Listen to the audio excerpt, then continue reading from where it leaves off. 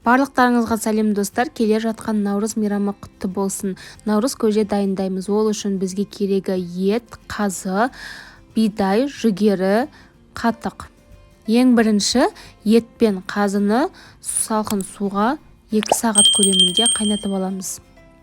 Ет қайнаған кезде көбігін алып отырамыз және 2 сағат көлемінде толықтай піскенінше қайнатамын.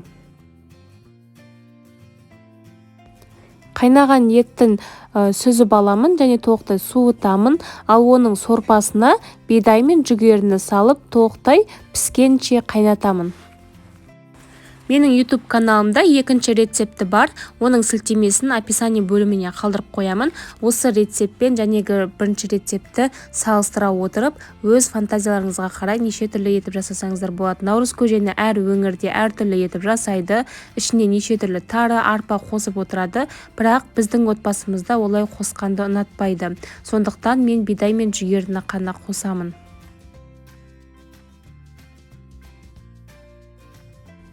Бидай мен жүгері қайнаған кезде етті майдалап турап сорпаға саламын.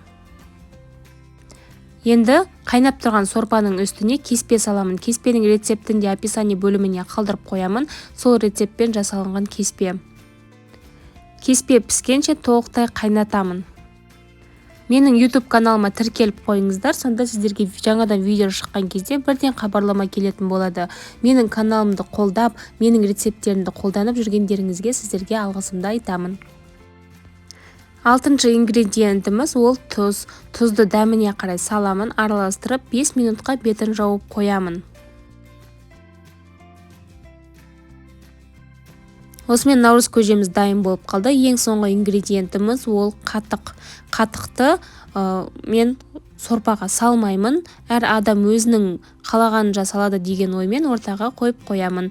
Міне осымен біздің наурыз көжеміз дайын болды. Сіздер де дайындап көріңіздер. Өте дәмді болып шығады.